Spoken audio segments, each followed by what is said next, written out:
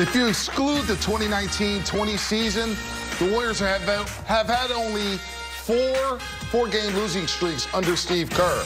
This is a four-game losing streak, folks, and they've yet to win a game on the road. 0-5 this season, 0-4, and the Warriors just can't shake their funk. A big-time run by the Orlando Magic. They were down 90-75 with 4:20 left in the third quarter, and they go on a 40-18 run to take control of this game. Suggs hit some big shots down the stretch. Banchero, a special player. And despite Steph having another monster game at the Amway Center, the Warriors lose their fifth straight in Orlando, and they dropped to 3-6 as we welcome everybody to Warriors Postgame Live, presented by Toyota, the Hall of Famer Chris Mullin, NBA champ Festus Ezeli. I am Vontae Hill. Before we go to the crunch time tape, your opening thoughts on this second half, which was wild. Yeah, at halftime, the Warriors had pretty good control, up 12 points. Third quarter, you saw the energy starting to turn. You saw the athleticism, the size of Orlando. At halftime, Banchero was 1 of 6, totally ineffective. In that third quarter, was 6 of 6, and his spark really got Orlando Magic back in the game. And then give the Orlando Magic credit for a very young team. They kept playing, they played hard, and then in crunch time, Jalen Suggs came up with 2 huge steals. And that last possession, Fest, as you mentioned it, they went and doubled Steph, got the ball out of his hands, and then recovered beautifully back to Clay and made him take a tough runner. And it came up short, and Orlando Magic goes away with a win. This is a tale of 2 halves. You said the Warriors had the control in the first half. It seemed like it. And then in the third quarter, I don't know what the Orlando Magic, what they said in the halftime, but they came out in the third quarter and they were the aggressors. The rebounding battle was nowhere near close in the second half. And so that set the tone for the game. Fouling has been an issue, but that was definitely, they came out and they were the aggressors attacking the hoop. They won the points in the paint battle, especially in the second half as well. And they just seemed to hit clutch bucket after clutch bucket. And they did not look like rookies and young guys tonight. Orlando scored 77 points in the second half alone, Well, at the first half, Okeke was in the double figures and just Jalen Suggs. If you look at the stat sheet now, there's 7 players in double figures. So Wagner, Banchero, Wendell Carter Jr., all those guys got going all in the second half. And Kevon Harris had a nice contribution off the bench for rookie out of Stephen F. Austin with 12 points for the Magic. Let's look at the crunch time tape. There's a lot of plays to break down here as the Warriors try to rally back. Steve Kerr with 7:53 left in the game said, the heck with this, we're going with the starters. And he inserted Curry, Looney, Draymond back into the game. And you see the and-1 here for Draymond Green, although he didn't make the free throw, but a big-time play. That was right after Suggs buried a tough 2-point shot, looked at the Warriors bench, and then that was a beautiful fake handoff by Draymond here, a nice step back by Steph, got that curl. This was a huge play because they went to their pet play, the split action.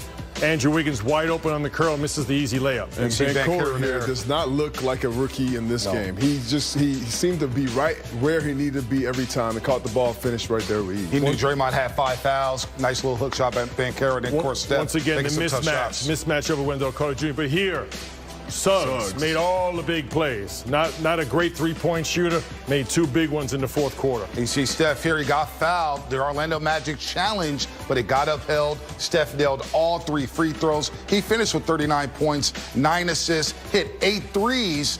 And it's the 7th time this season he scored at least 30 for the Golden State Warriors. You mentioned Jalen Suggs, 26 points, 9 assists. They have 2 cornerstones in Orlando with Jalen Suggs and Paolo Banchero. Big-time players. They play like veterans.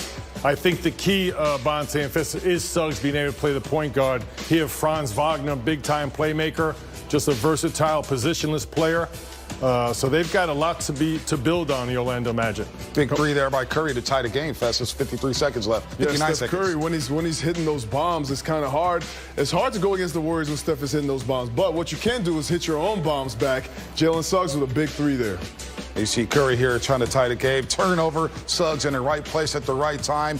Suggs finished with 4 steals to offset Klay Thompson and Steph Curry's big night. It's a big 3 by Klay Thompson, the 38th time in the Warriors' history that Klay and Steph have both hit at least 5 threes in the same game. And they forced a turnover. Here, a young team turns it over, but this is the best they could get. A Klay Thompson runner. After doubling Steph, getting the ball out of his hands, Wendell Carter Jr. Recovered back nicely, contested that shot. So give the Orlando Magic credit for their defense. Again, crunch time was a problem for the Warriors. We saw 2 turnovers. Jalen Suggs, I thought, just made 2 clutch 3-point shots because all night long he was a little reluctant to shoot that 3.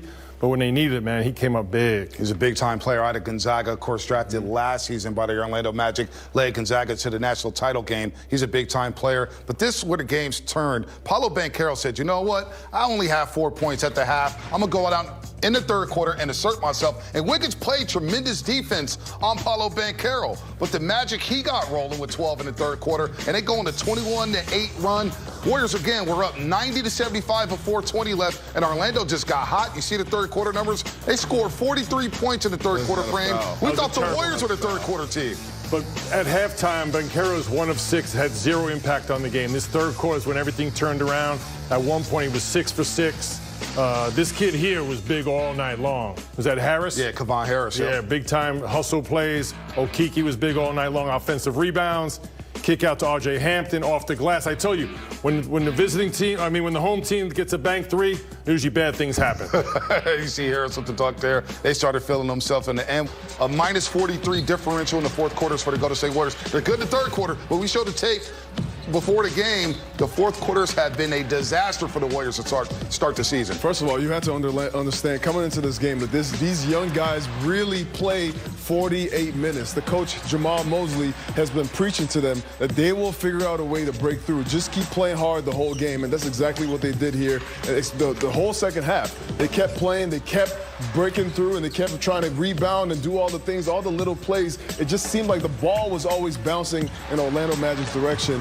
And yes, the ball bounced in their way, and they won the game tonight. And it was really a gutsy win for the Orlando Magic. No doubt about that. The fifth stop tomorrow in New Orleans. We'll see who plays. We'll see who rests. But the Warriors have a chance to go over on this road trip. And you know what?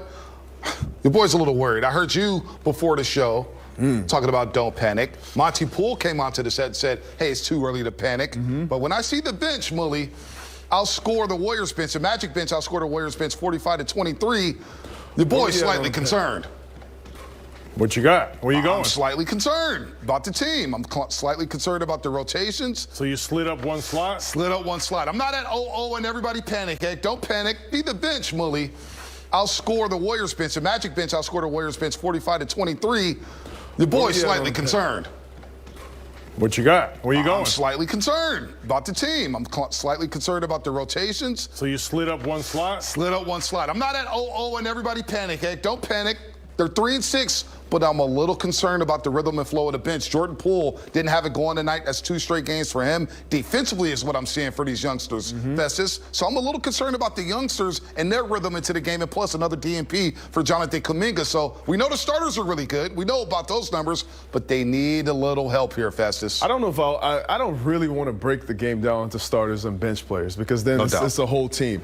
What I see in the game, especially there in the second half, I just saw a team that really wanted it. You already know that this whole road trip, every team is playing out of their minds when they go against the Warriors, right? This is a team that was third worst in the NBA in three-point percentage, and now they shoot 40% from 3 this game. Every team is coming for the Warriors. They are the hunted, and coming into this game, we knew that the young guys for the Orlando Magic were going to play hard. They were athletic bigs. They're a very big team, and they struggled in the first half, but they came and they kept coming, especially with the free throws. They shot, what, 40?